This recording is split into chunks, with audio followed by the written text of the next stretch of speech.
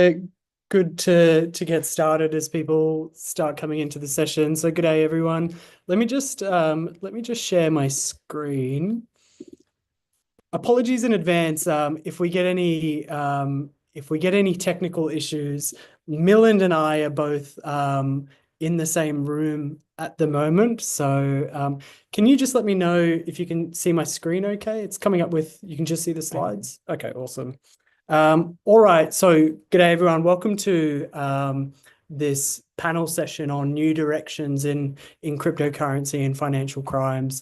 I'm Dr. Andrew Childs. I'm a lecturer based in the School of Criminology and Criminal Justice. This topic of cryptocurrency is particularly fascinating to me. I've done research previously in online illicit drug markets like dark web trading, how people go into social media apps to buy and sell illicit drugs. So cryptocurrency has always been really interesting to me from that perspective, and also because I just love anything to do with digital cultures and digital communities, and I think that's a really important theme with cryptocurrencies as well. So let me just go back to the start here for the slides. So today we've got a few different panelists, but I just wanted to get us started with a few questions to think more broadly about what does it mean to go into new directions with cryptocurrency and financial crime? What are some of the new paths that we can take in exploring these evolving worlds? I think initially, when we're talking about cryptocurrencies and financial crime, we're talking about three main areas. We're talking about how cryptos are used in frauds and scams, the use of cryptos in money laundering processes, and the use of crypto in online illicit markets. I think sometimes too, it's easy for us to ourselves get caught up in the hype cycles that cryptocurrency goes through, where there's massive price fluctuations from the hype cycles to the bust cycles. And I think really my intention today with bringing together a few panelists that talk in this topic was to try and get beyond those hype cycles and actually look at what some of the emerging risks are. And so I've got a few slides just to get through to start off with. Really, this is just about taking stock of where we are now and where we're going with cryptocurrency and financial crime. If we just take a look at how crypto is changing in online illicit markets, we've gone through a few different generations now of the different evolutions with cryptocurrencies. We've moved beyond the use of Bitcoins from one wallet to another. We then started integrating mixing and tumbling services with cryptocurrencies. And now a lot of dark web markets are moving to privacy coins like Monero, where it's not actually an option to use Bitcoin in these marketplaces anymore. You have to use Monero, which itself has complicated ways of doing this. But there's also other examples of online illicit markets that are going against this trend, that we think that cyber criminals love using cryptocurrencies in every single context. My own research in surface web drug markets shows that actually in some cases, people really don't like using cryptocurrencies. If a supplier through an encrypted messaging app asks them to send cryptocurrencies, it actually sends off a few warning signs to them that what they're engaging in is actually a scam. And there are also still some gaps that we have in understanding how crypto donations are used in facilitating fundraising alongside other fundraising tools that we see in the digital economy. The other thing we need to think about in charting some of these new directions is thinking about these new digital platforms that are popping up in terms of the Web3 infrastructure.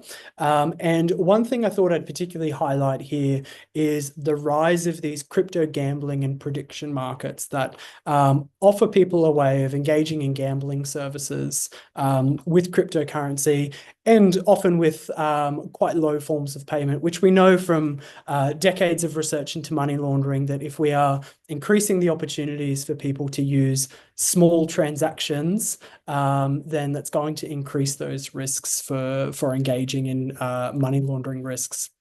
We also have these emerging grey zones that are popping up. I think initially with cryptocurrency, we tend to think of everything as a bit of a scam, but the rise of things like meme coins and influencer-led cryptocurrencies. You can see the example here of Andrew Tate advertising the Daddy crypto coin. An example here of the YouTuber Ice Poseidon, who openly admitted to a $750,000 rug pull of his community members, but still gets 10,000 people watching him. So it's this strange gray zone that we exist in right now. And it raises a lot of consumer questions about consumer protections in these markets as well.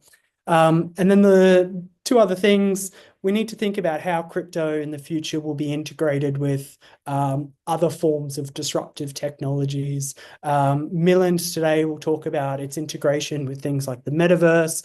As we see similar hype cycles now with AI, there's going to be further questions about how things like cryptocurrencies are integrated into some of these disruptive technologies.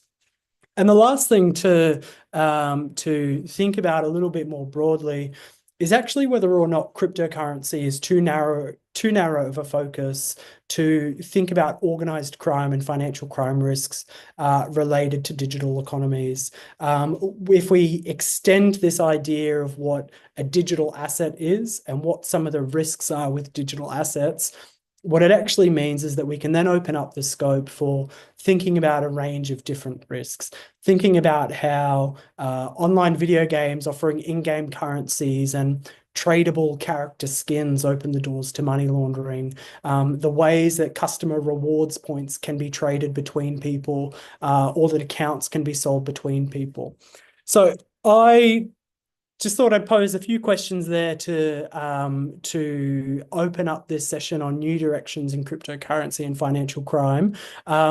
My aim was to highlight as much as possible the three fabulous panel members that there are today that are doing work in this space that will give short presentations, and then we'll open it up to questions. So coming up first will be Leo Lin. Leo, if you wanted to share your slides while I'll start introducing you. Leo is a senior lecturer at the School of Policing Studies at Charles Sturt University, Australia, and the Director of Research and Policy at the Institute for Asian Crime and Security, USA. Before joining Charles Sturt University, he was an assistant professor of criminal justice and security management at Mingchuan University and an adjunct professor at Central Police University, Taiwan. He also served as a visiting lecturer at the University of Malaya, Malaysia, and an affiliated lecturer at the University of Glasgow, UK.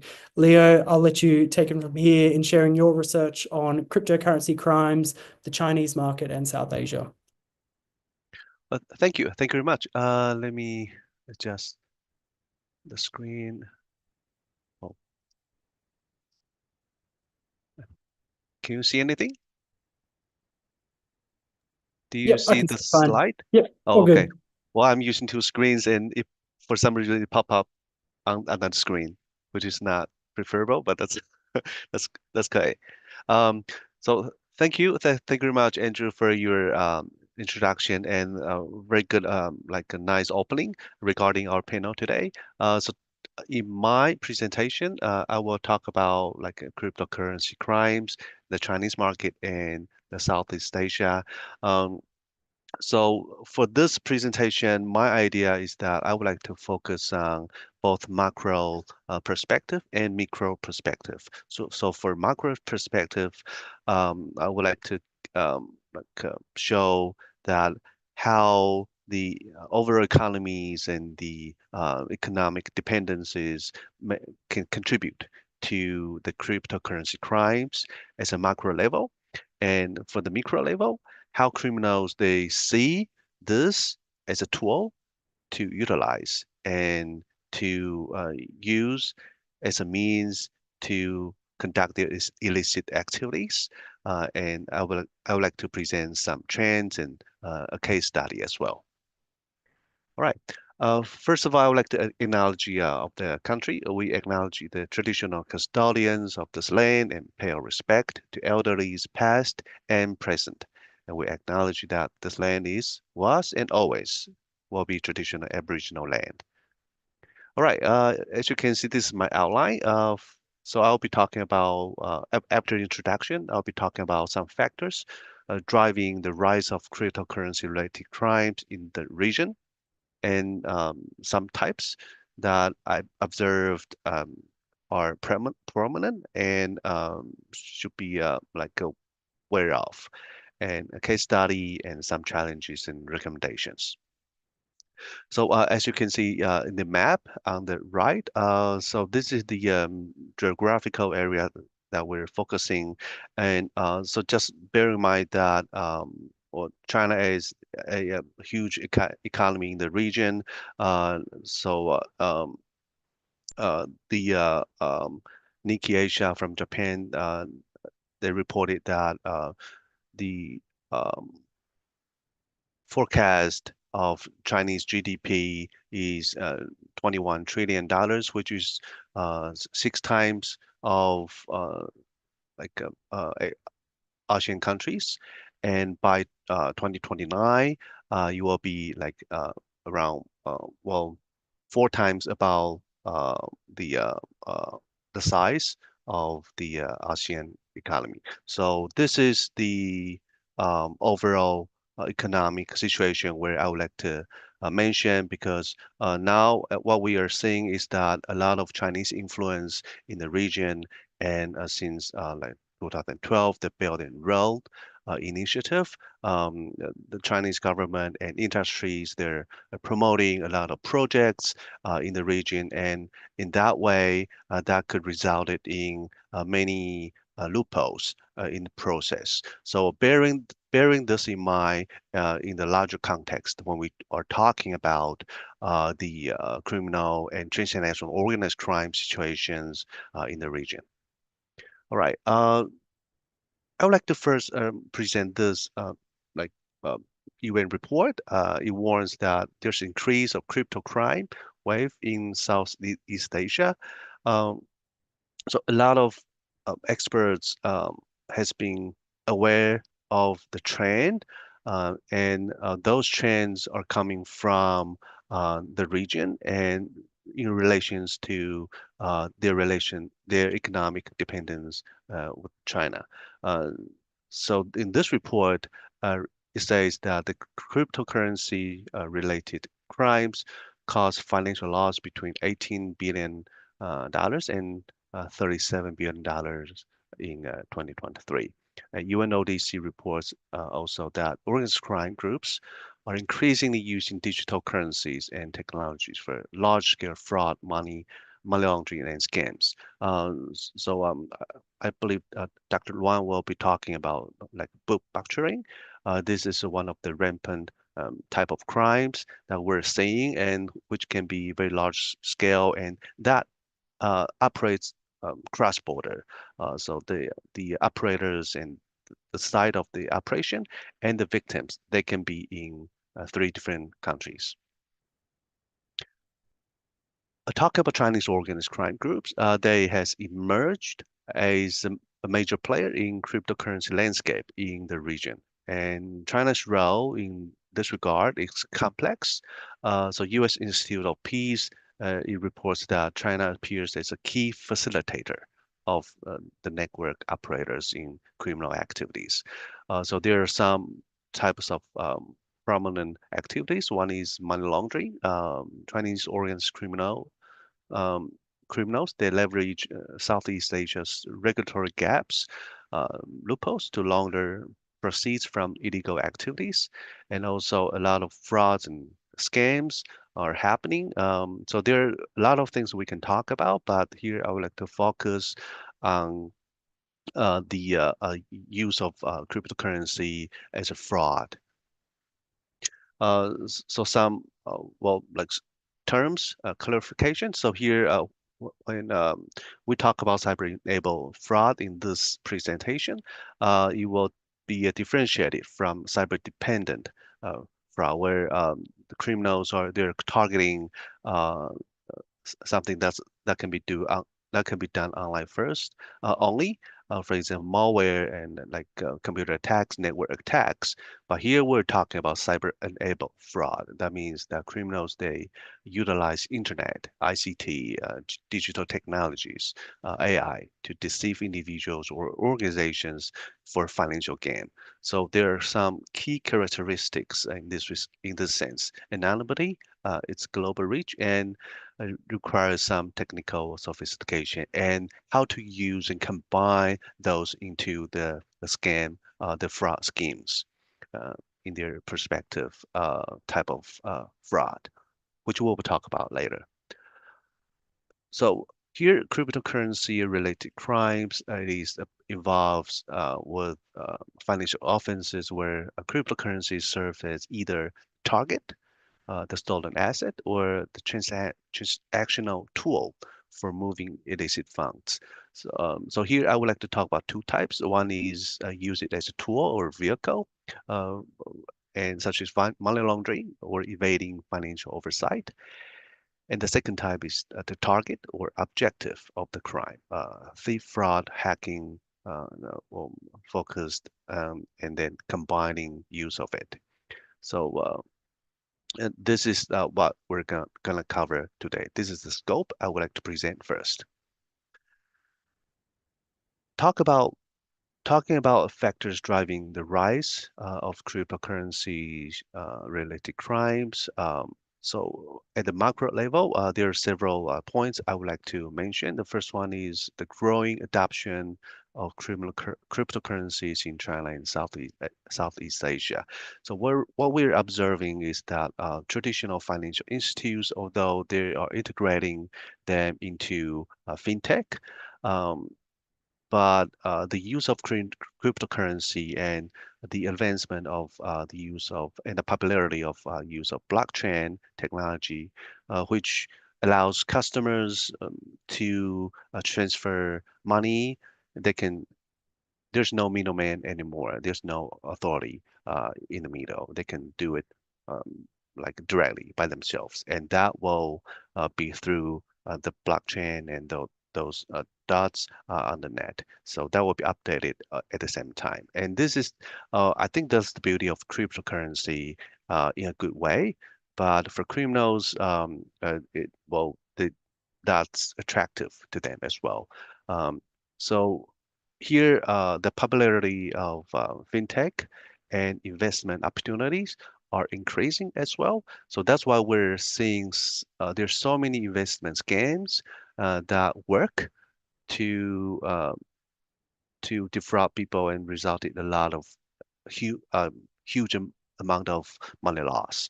So this is the factor, and the role of online platform and decentralized finance, DeFi. So DeFi and online exchanges, they provide convenient means for trading, and I think that's pretty luring to criminals as well, and also the market growth as well. So in Southeast Asia, the region is now the powerhouse of the economy, and that's a lot of advancement in that region, and that would create, I mean, opportunities for criminals. Moving on to micro level. So for criminals, there are presence of organized crime syndicates. So here we would like to talk about the link to China, triads in Southeast Asia, especially tying into certain countries. They are influential. They like briberies and like connections to the government. It's very strong. That in that sense, they provide protection for their illicit activities. And cryptocurrency can be a very good tool for money laundering for them if everything goes right. Um, so the use of generative AI for fraud is another factor. So in the previous panel, we talked about AI technology, deepfake, and that can be used as one of the tool to disguise and to add the uh, the the uh, the point to the trust to the victims. And this is a pretty popular, especially in big botchering scam. That would be like a more rampant in the future. That could be. and that creates enforcement challenges as well, which I won't talk too much about that. So there are some types of cryptocurrency related crimes in the region. I would like to mention some. So the first one is scams. So pig butchering, like fatten up victims. This is a very serious problem right now, and that can easily combine with human trafficking, like type of crime. And also traditional Ponzi schemes and romance scams, those are continuing to be used by criminals, and also employment scams. So job opportunities, well, the economics are rising. Criminals are using this loophole to lure, especially young people, into all type of scams, including this one. And the second one I would like to mention is casino and illegal online gambling. So there are some key locations in Macau, Cambodia, Philippines, Vietnam. Um, s- well, casinos are one of the very strong tie with like um, for some casinos very strong tie with the triads. They operated and gain huge amount of money. But now, with the aid of cryptocurrency, they have another tool to utilize. And also that happens in illegal online gambling as well. So VASPs across Southeast Asia now has emerged as a new vehicle as well. The increased the use of fintech, digital payment, uh, that attracts tech-savvy customers, and they think that it's useful, it's easy, and it's online, and it's safe for them to some extent. Drug trafficking is another, and so Chainalysis, it reports that 37.8 million in cryptocurrency transactions linked to global drug activities from China between 2018 and 2023. So that shows that the connection between the Chinese market and the region is pretty strong. And also, UNODC reports highlight the growing adoption of cryptocurrencies uh, by drug syndicates in that region and evade law enforcement and detection. Money laundering is another.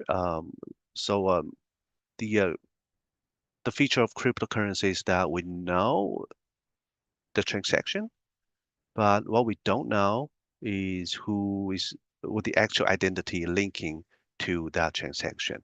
We could know, but with the mixer and tumblers, it is just adding more difficulties for law enforcement to really gain a big picture and to really like link the money flow back to the criminal case. And this is the one of the challenges. So I won't use too much time on this. The one case study, so Huan guarantee. This is one of the, I think that's one of the iconic cases that can be presented. So what is Huan guarantee? A very um, quick. That's a Cambodian Chinese platform linked to a conglomerate with ties to the ruling family, and so it is described as the multi-billion-dollar marketplace for online scammers, and that facilitate transactions.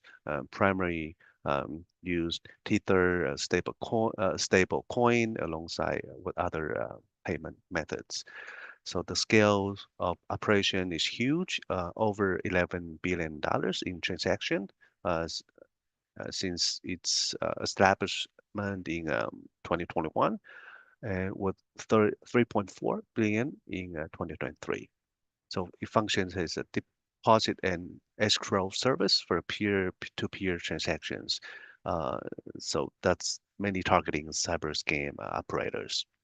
So as we can see, from 2021 to Q2 24, the overall trend is increasing, and well, that means they're doing pretty good business.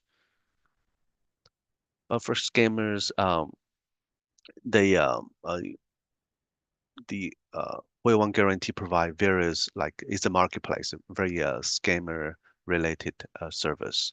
So one is money laundering. They accept scam proceeds and convert them into other assets. The second one is technology and software. They develop of scam investment website, apps, and tools. I think that's the one of the main vehicles that they would like the victims to use for communication, and that's the transition before the money actually wired over. So the equipment for control, they offer products like GPS, shekels, and electric batons for use in scam compounds that locates in several areas in uh, um, some Asian countries. All right. So as I mentioned, human trafficking issue is combining with this pick butchering online scam, and then in the um, individuals and they use various tactics, and they took the passport and they beaten up the victims, forced them to work every day, and that's an unhuman situation, but that's how they work. Well, some of my uh, not my personal friend, but my friend's friend, he were he was lured to Cambodia to do scam, but he was the victim. He got beaten up, but luckily he ran out of the camp eventually. So this is not something that we see on the news. It can be happen to someone we may know about. All right, in this slide, it shows the merchants offering web development of cryptocurrency investment sites and of the types used in pickpocketing scam, and that's on the left. And in the middle, personal data around the world were targeting by scammers. And on the right, AI technology is taking place. So they change their faces and use the software to gain trust from the victims. And here is a conversation between Wave one guarantee and the user. So the user asks for help laundering $2 million from a quick kill scam, and that's and a representative of the company they respond and clarify their service. Okay, I'll wrap up soon. So implications for the global implications, well, it's a global impact, and that case is a significant one, and that I think that's a kind of wake up call for some government. We should really strengthen the law enforcement, the regulatory measures, and even legislations in response to this development. And also, there are some challenges, regulatory challenges, and cross-border jurisdiction issues. I believe that people on this in this room are all aware of this. So I just skip it. Some considerations and conclusions. Um, so criminals will uh, very likely increasingly use AI and other technologies to evade detection, and that will DeFi and fintech, that also creates risks for customers, for organizations, and in that way, we have to have well-rounded regulations and increased collaborations among different countries. So this is cross-border crime in nature, but well, in practice, there are many difficulties in with regard to international law enforcement cooperation. So this is something we have to aware of. All right, I think this is the end of my presentation. I will come to our discussion at the end, and thank you for listening. Thank you. Awesome. Thanks, Leo. Yeah, we'll what we'll do is we'll go through all the presenters and then we'll have some time for questions at the end. So any audience members, feel free to pop a question in the chat and we can get to that at the end. Thanks, Leo. Next up, my colleague from Griffith, Hai Long. Hai is a lecturer in criminology at the School of Criminology and Criminal Justice at Griffith. He's also a senior researcher and chair of the Asian Drug Crime Research Committee at the Institute for Asian Crime and Security in the US. Dr. Long has a Bachelor of Law in Criminal Investigation and has spent 20 years researching and teaching in police institutions across the mainland Southeast Asian region, particularly in Vietnam. His interests include cybercrime, policing and cybersecurity, drug trafficking, migrant smuggling, human trafficking, and police training. Hi, feel free to get started and share your screen whenever you're ready. All right, thank you. Thank you so much for the introduction, Andrew. Can you see my screen now? Yep, I can see that. Hi. It's not maximized the presentation, All right, but we can see it. right.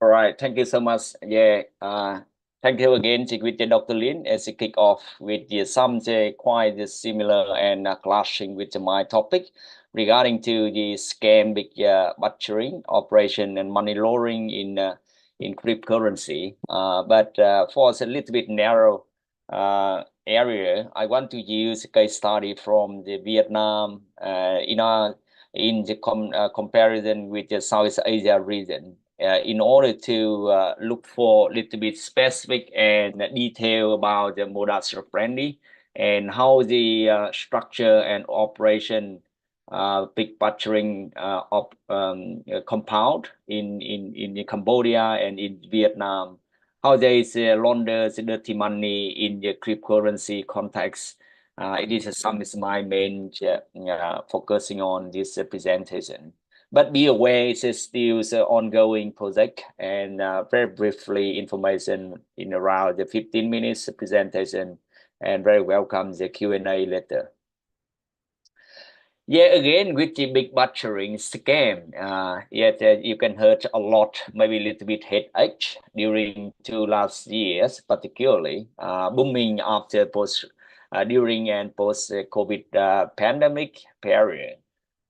Particularly in Southeast Asia, so where you see a lot of compound in Cambodia, for example, and Laos in around the Golden Triangle region, where you see it's lawless with the increasingly concerned about the nexus of the transnational organized crime (TOC) and the scam and human trafficking, and also including with the scam animal fraud. Yeah, I borrow is a very interesting the image from the big butchering. What it is? It is that very simple one online the scam that use fake online persons to trick victim into the fraudulent investment. That is a big butchering for very general. And here is the Sour Grapes Big Butchering Organization.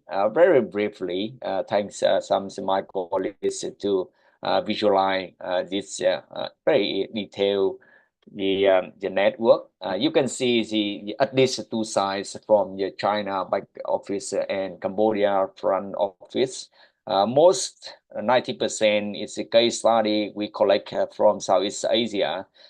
We found out it's the Chinese criminal gangs who are behind the scene. It's very hard for torture them and almost arrest and also the rescue from law enforcement, both local authority from Cambodia or the neighbor law enforcement agency like Vietnam, Philippines, Laos. They not only arrest with some is very basic or lower level in this organization. Very rare to catch up. It's a high ranking. We call it a big boss, almost a Chinese criminal behind the scene. And they set up very clearly with the COLs from the China side, and the side manage most of them in Cambodia. And we organize with the faces scam and a lot of the K-bot who are the share chat accounts. And of course, the same the Dr. Lin sharing before is money laundering combined with the I team. They create a lot of crypto wallets, and they also set up the web servers. And of course, not but last but not least, they use a lot of the apps disruption as a service to the access the system. Here is the again, I also sharing previous the panel couple minutes ago. This is very basic the big butchering in the Chinese language. They call the Shajunpan the script. We separate step by step with the very basic 6 steps. Firstly, initial contact. We just use the social engineering platform. For example, is the Facebook, Twitter, or Telegram, and Weibo in China, Zalo in Vietnam, and WhatsApp in even those in US to contacting with the potential victim. They building the trust is very important, and the key points regarding to the setup relation among of them. Establish a personal connection and level of trust, no matter how small. And they talk via Telegram or WhatsApp. Try to contract, and they raise and introduce some crypto scam and talk about the successful the investment. Of course, they offer some tips, show the apps use, build target confident. I will talk a little bit more detail in the case study in the Vietnam slides. And they also teach a scam to victim. Guys set up the apps and wallets with the screenshot, etc. And lastly is the creative profits. Keep talking up the daily earning, maintaining illusion of close personal relation. In the nutshell, they want to, in the process of Sha Yunpan, big picturing script, they want to build up and lure victims' motivation. That is the big trap for the victim. Now here is my current project. We funded by the USIP, United States Institute for Peace. During the last year, I conducted and collected data in the Vietnam, August and November. Use a mixed quality approach, content analysis, case study combined with some interview with law enforcement. We look for the detailed perspective at the local community, where is a lot of potential victims, Vietnamese also folks to traffic by the criminal network, travel from the Vietnam to Cambodia, and lastly they to be seized and locked up in the Cambodia compound to become the scammers. Some limitation in this case study. For example, it's very short conduct research only for police rather than another law enforcement, for example, border guards or customs or intel. Not reach out the offender and victim is another my current limitation in this case. Yeah, we look for the very broad for the it's a 10 case study I collect. It's some case very huge victim, at least maybe 200 or even though over 1,000 victims. Very hard to for law enforcement identify exactly who they are, but many claim that they lost money, they lost financial when the investment in the cyber trap. Some cases we look for the victim and offender overlap, and most application is in the Vietnam, sharing border with Cambodia. And yeah, one of the very the famous and common modus operandi, they create a lot of job advertising. It's simple job, high salary. It is a very good fishing hook to look for the potential victim.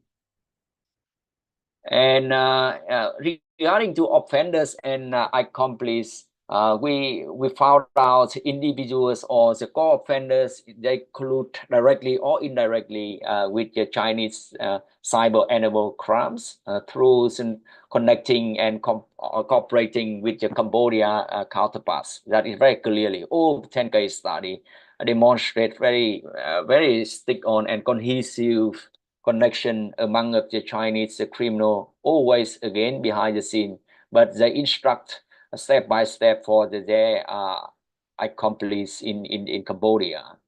There are the different scenarios for colluding and cooperating between the Chinese gangs and their accomplices, either Cambodian or the Vietnam or both. However, no evidence confirmed that any Vietnamese offender in my 10 case study belong to the Chinese gangs. Their final target is the Shell's Vietnamese victim. In other words, as I mentioned earlier, the nexus or symbiotic relation between the human trafficking and cybercrime, now it is one of the key concerns, like Dr. Lin sharing before. All offenders have been prosecuted for different offenses under the Vietnamese law, for example, human trafficking or organizing, brokering, or illegal immigration, and also extortion, etc. Regarding victim profiles under our current analysis, we look for very range from teenager to adult. Some of them came from the rural areas with the lower living expenditure. And that's why Kickoff is out the curious knowledge about how vulnerable groups impact or relate to the big butchering in overall. And we want to look for, it's a very narrow down case study in the Laos, Cambodia, or even though China and Vietnam. How is the vulnerable minority groups be potential victims in these big butchering compounds? And why is Vietnam target on various groups, even though they are very poor IT-based selecting? That is interesting point. In order to remind with you guys, no need IT-based knowledge. They will train by the trainer TOT when they focus to the cyber compound in Cambodia. And here, basing on our current data with the case study combined with the 12 interview with the local police folks, we build up it's one model of the scam fox Vietnamese labor run by the Chinese cyber animal crime. Very basic one with the level 1 big boss again, as I mentioned earlier. It's very hard to touch up with the Chinese criminal of subjects who are very rare to see occur directly on the scenes. And the level 2 is some is the managers who are maybe Chinese, Cambodia, and even those some Vietnamese guy who are before the become of the this network. They are also is a victim of the scam labor. That's why in the previous slide I said we found out it's the overlap between the victim offenders. And the level 4 with the supervision or leaders. Level 5 with some captains who are directly training and also the escorts hour by hours with the soldier. Level 6. In other words, they also the victims. And here is a very detailed structure. I use a case number 6. It's a very complicated case study.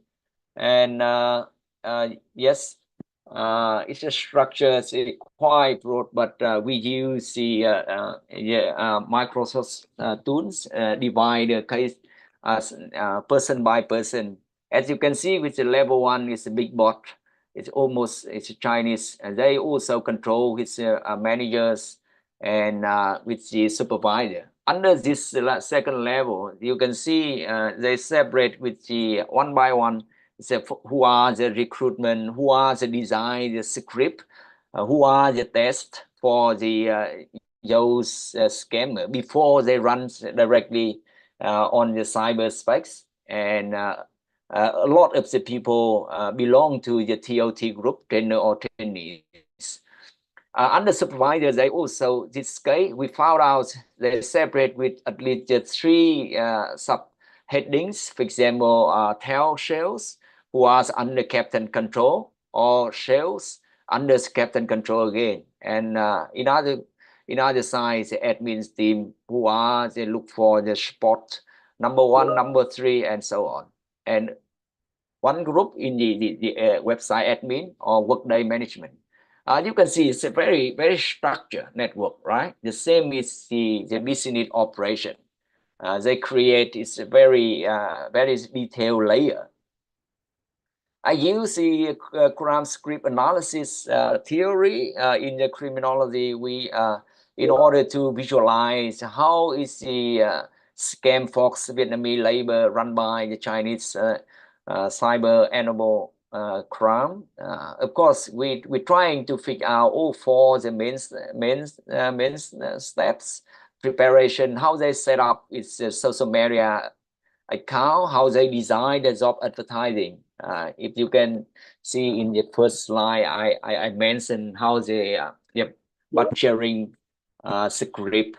It's the design of advertising is one of the specific methods to look for and lure victims who want to join in the high salary but simple job.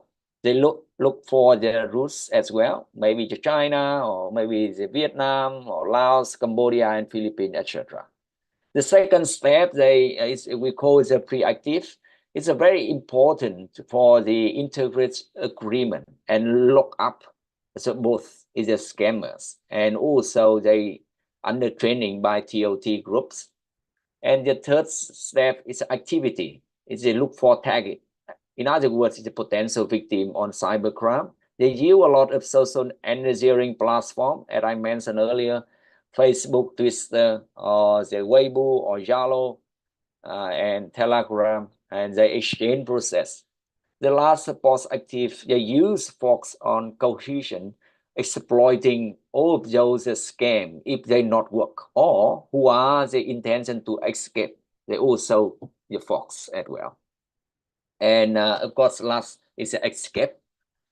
All right, my last slide is some policies recommendation before the handovers for my colleagues, Min Lin. Again, I agree with Dr. Lin previous presentation. We need to set up and standard legal framework and go further bilateral or the multilateral cooperation among law enforcement agencies and investing and improving the local policing powers and also enhancing to informant sharing. Last but not least, identify and supporting victims of scam, fox, criminal. Yeah, that is the some initial findings from our current project. Thank you for your attention. Thank you so much. Awesome. Thanks, Hai. Really, really interesting. And I've got plenty of questions, but luckily you're down the corridor from me at Griffith, so I won't occupy everyone's time with those questions. Yeah. Thank you, Last panel member for today is Milind. Milind is in the room with me as well, so we're trying to make sure that there's no echo going on. Milind is a researcher and lecturer in financial crime studies at the Australian Graduate School of Policing and Security, Charles Sturt University. Milind has extensive experience in AML investigations related to customer due diligence, enhanced customer due diligence, and transaction monitoring, among others. And he's worked for the Big Four, KPMG, EY, and Deloitte in India and Australia. So I'll let Milind take it from here. Thanks for that, Andrew. Let me share my screen. I think Hai is still. Yeah. Hai, if you could unshare your screen. Yeah, it's not letting me. Should be towards, yep. Oh, sweet. I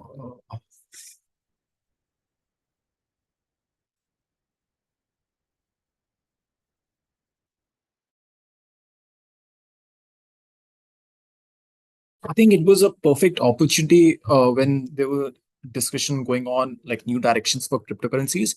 And I thought that this would be a good segue into talking about metaverse and meta crimes. Again, closely linked with cryptocurrencies and does extend into definitely a new avenue altogether. Now, when we talk about metaverse, the term metaverse was actually introduced in a 1992 novel called Snow Crash by the author Neil Stephenson. And he imagined this to be quite an immersive internet, very frictionless, supported by hardware, software, and payment mechanisms. And that's what the current vision for this metaverse is to be, to have a decentralized immersive online platform whereby users are represented by avatars and they can engage with each other socially and economically. And this economical part is very important because the transactions that are supposedly going to be taking place within the metaverse are going to be via the use of cryptocurrencies, and I'll speak about it a bit later. Again, coming back to the topic of metaverse, now there are three possible trajectories which can be associated with metaverse. Either it's going to become a specialized market catering to a specific audience and complementing the current technologies and platforms, or it can emerge out whereby there are few prominent players and then there is no interoperability between platforms. So let's say you have a Facebook, then you have a differently independent social media platform, and metaverse would exist as one of those platforms. Or the third trajectory, which is what the actual vision is, for it to be this ultimate immersive virtual environment whereby all the users can engage with each other. Now, in terms of that, like the potential for the third trajectory is quite optimistic given the amount of investments that is being made by large corporations like Microsoft, Facebook changing its name to Meta, as well as Disney. Apple recently released its new device called the Apple Vision Pro in 2024 and has announced a partnership with Meta, thus, showcasing its optimism towards this particular technology. However, the problem with metaverse, which is again supported by artificial reality, artificial intelligence, virtual reality, mixed reality, and blockchain, is that there are a lot of vulnerabilities associated with this particular virtual environment that can be exploited by illicit actors. Now, in terms of what the literature has been around in terms of the criminal opportunities within the metaverse, there have been a mix of industrial reports and academic work that has been undertaken in this regard. For instance, Interpol believes that there are a new form, metacrime can emerge as a new form of crime, and it would comprise of the existing criminal activities such as money laundering, data theft, stalking, then you will have copyright infringement, and so forth. Similarly, we have had like academic work such as that done by CEO and colleagues, which kind of categorizes these crimes in the metaverse as metacrimes that and they classify them on the basis of nature of crime and origin of evidence. Uh, Another researcher, which is Gomez, Quintero, and colleagues, they classify it broadly into five categories, which is fraud, forgery, and financial crime, property crimes, sex crimes, crimes against other person, and other crimes. However, there has been no consensus as to like what all crimes form part of this metacrime. So that has been one of the discussion that has been ongoing in the academic literature. Apart from that, another avenue which is there is distinguishing between metacrime and cybercrime. No doubt metacrime and cybercrime share certain similarities, but they do have differences in terms of having new criminal opportunities, in terms of new form of criminal activities that can be undertaken, such as cyber physical attacks or immersive virtual reality attacks. Then also the immersive nature of the metaverse environment, whereby the experience of a victim can be more realistic in nature as compared to that experience within the Web 2.0. So again, these are the aspects which have been looked into. Um, Apart from that, there has been like a focus on what are the challenges of metaverse policing, because metaverse has also been acknowledged with identifying like encouraging a lot of cryptocurrency crimes, especially the Interpol report uh, states that metaverse is prone to wash trading. Similarly, there are no KYC requirements, and there have been purchases of digital land within the metaverse for as much as like $1 million. In fact, within 2021 alone, digital land in metaverse platforms such as Decentraland and Sandbox were purchased for as much as 500 million US dollars. So there is a lot of economic transactions that are taking place, and cryptocurrencies are the medium through which all these transactions are going to be taking place. Similarly, there have been counterfeit of cryptocurrency for one of the metaverse platforms. It was Roblox, which uses the currency Robux, and there were instances of counterfeiting within the metaverse environment. So these are some of the problems that have been identified, and as a result of which a systematic literature review was undertaken to identify what are the challenges of metaverse policing. One of the prominent challenges that was found was a lack of a legislative framework and jurisdictional discrepancies. Now, this is something which has been quite prominent. At present, the existing regulations do not acknowledge the nuanced criminalities of the metaverse environment. Similarly, it does not empower or provide guidelines to the law enforcement agencies as to how these crimes needs to be analyzed, investigated, and prosecuted. Similarly, there is no clarity on what constitutes an avatar within the metaverse. So the user is represented by an avatar, and there is no clear legal interpretation of the same. So there are confusions around whether a criminal conduct within the metaverse should be just viewed as an unethical conduct or should be considered as a crime with accountability in the real world. So these are some of the avenues which have been highlighted. Similarly, it is also accompanied by limited metaverse understanding and its underlying technologies, which is a blockchain, artificial intelligence, and the numerous uh, virtual reality technologies. And yeah, there have been difficulties in coming up with forensic investigation framework. So these are some of the challenges which have been identified after a systematic literature review of the from a policing perspective. Again, when looking at like establishing a legal framework, there are a lot of issues around that, especially around like establishing avatar liability as to like who should be held accountable and what kind of interactions within the metaverse should be regulated. So that's one of the prominent aspects that has been considered.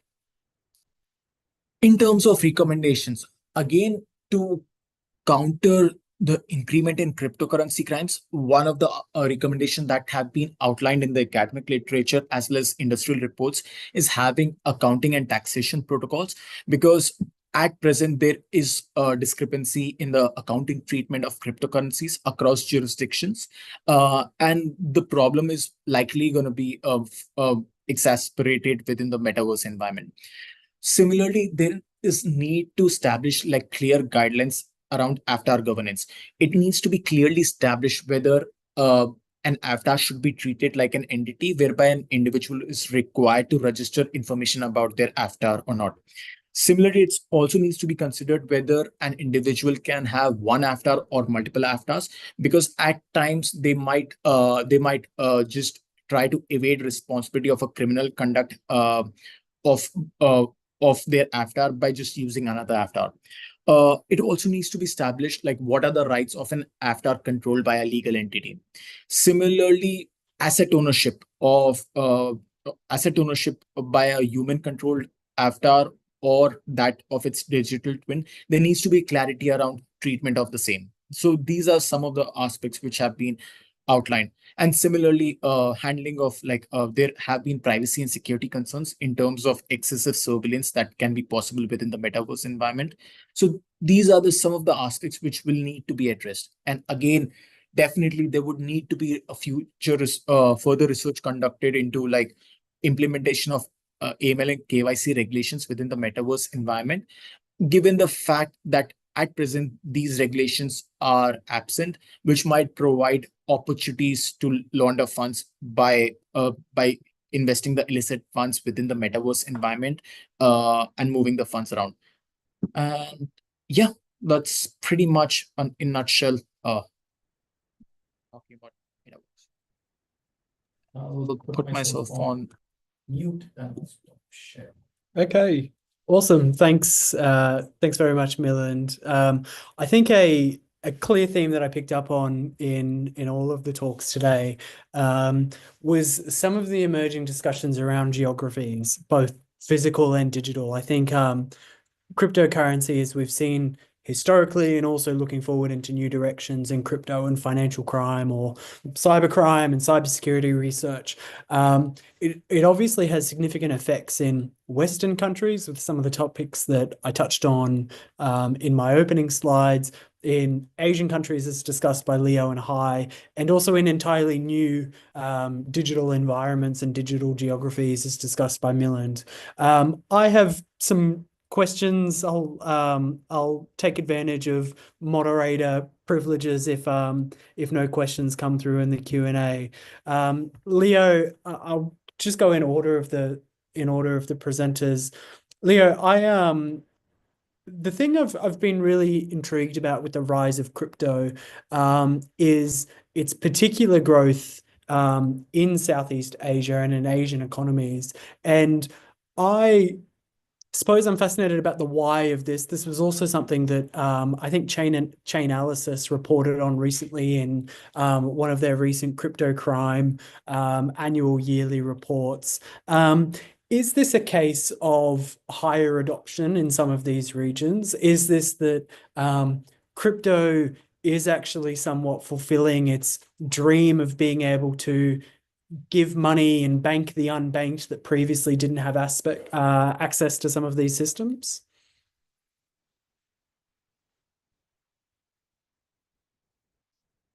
Leo? Oh, yes, I can hear you. So you thank you for your question. So let me clarify. Are you asking? So I can only like just hear you. I don't know if that's the same for Hai. So are you so your question? I can only just hear you, but sorry, I cannot hear anything. Yeah, I cannot really hear from Leo. Only okay. hear from you, Andrew. Oh, okay, I can only just hear Leo. So maybe I'll pop to my question for you, Hai. Hai, I was really interested in knowing with these pig butchering scams, is it that crypto is always used in this, or is there something that's driving this offender decision making about whether or not to use crypto or whether or not to use traditional like fiat currencies? Yes, that is correct question. It's 99%. Yeah, if not say all the last transaction they use is at the cryptocurrency. Wow. Because they not stupid to use the traditional financial transaction in order to be traceable by the local authorities. That's why the final steps absolutely they launder their dirty money in crypto. And I suppose that's it's really interesting then if we think about some of the worldwide efforts that are taking place in terms of anti-money laundering and counter-terrorist financing legislation. Is that something that's being brought up in this area of Southeast Asian countries in response to these pig butchering scams? Is it that money laundering reigns supreme and that's the thing that we should care about with Southeast Asian countries?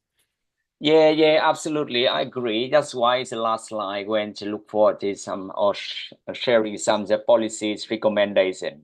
We for example the last week in the regional meeting in the Bangkok, we highly recommend is to set up is very clearly and detailed the legal framework to require the even though the technology companies and third-party law enforcement, etc.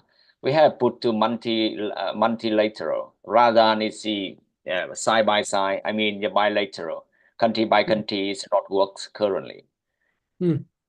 Is there anything you think that would be particularly helpful in consumer education about being protective responses to falling victim to some of these scams, or legislative shifts in terms of reducing access to cryptocurrency that you think might be particularly useful with these pig butchering scams?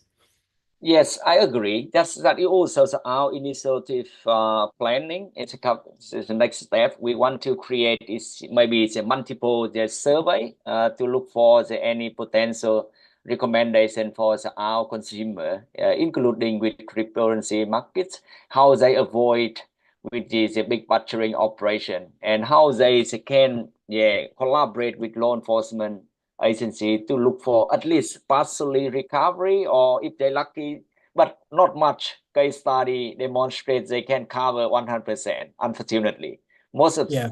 it lost. Yeah. Moving on to Milland. I really like that differentiation between what a metaverse crime or a Web3 crime might be in the future, how that compares to cyber crimes, and how that compares to traditional or physical crimes. And I think what I really liked about it was that often when we're having these discussions about what the impacts of technology might be in cybercrime or in future crime, if we're trying to predict 5-10 years down the track, we're not sometimes focusing on what are the specific changes going to be as a result of that technology. And so I think it's a really important discussion that we have here in this panel of this cryptocurrency and future financial crimes, that the thing that we're concerned about is what exactly is going to change. There's never going to be a golden solution that means that we've eradicated crypto and financial crime forever. But I think if we can understand what the specific mechanisms are of cryptocurrency and blockchain that either make it quite appealing to offenders to utilize these tools, or make it easy enough for victims to be able to engage with sending crypto to people when they're part of these scams. So, Milind, one of the things I was thinking about in terms of emerging crime prevention angles from this, is there anything you think could be a really positive way forward in thinking about metaverse crime in the future and how we might be able to predict or prevent I think a major part of it comes from the anonymity that is there for the avatars, which are again the representation of users within the metaverse environment. So one of the key aspects that would need to be considered to have those identification protocols, so that it's easier for a person to be identified, which at present, like, there has been no attention paid to that, especially when considering the metaverse standards which have been set up by numerous organizations and consortium thereof. When you think about the possible criminal opportunities, like the immersive nature in itself like changes a lot of things. For instance, if you try the Apple Vision Pro, I think it's so realistic that you could feel your heartbeat change. You would literally feel that you are present within a virtual environment and you're watching a sports match. You would not even feel that you're watching it through a device. You would feel that you're there in the stadium, on the field, watching it. So this kind of the immersive, realistic component of this metaverse virtual environment kind of changes dynamics for a lot of crimes, including our romance scams. Because instead of like chatting or speaking with someone via a Web 2.0, you are like engaging with them via the use of avatars, and they are prone to be extensively customized. So you might be speaking with someone who's like you, for instance, I might be interacting thinking that someone is a female, whereas it might be some scammer who's trying to just get money out of me. And the transaction which will be taking place in the metaverse platform will be through the use of cryptocurrencies. So one aspect which at present can be looked into, like in terms of again, it's impossible to eradicate any form of like all form of criminality from even metaverse environments. It's no exception. But one aspect that should be considered is having those clarity on avatar identification protocols, which would help in addressing a lot of criminal opportunities. Yeah, awesome. I think the one thing that crossed my mind as you were talking then was that potentially a new avenue for thinking about new directions of cryptocurrency and crime that I actually hadn't considered this at the start with my opening slides was also thinking more broadly, a bit beyond crime, and thinking about some of the broader harms or justice implications from these emerging techs. I think that's an important job of criminologists, of organized crime people, to think not just of the criminogenic outcomes of some of these things, but some of the broader harm. So, one that comes to my mind, for example, the environmental impact that could come from crypto mining is itself a potential justice problem that we might have in the future. Then if we're thinking about some of this from an organized crime lens, how does that compare to things like greenwashing that companies might then engage in, some of the practices that businesses might engage in to try and cover up some of the environmental damages that they've caused. And then obviously with the metaverse environments, I mean, what some of the privacy and surveillance implications might be of collecting massive amounts of data on users in these new metaverse and digital environments. So thanks everyone for your presentations. I think it's, as I said at the start, for a lover of all things digital and tech, bringing together a panel on cryptocurrency crimes and some emerging shifts that there are was something that was really exciting to me. So Milind, hi, Leo, thanks so much for your presentations.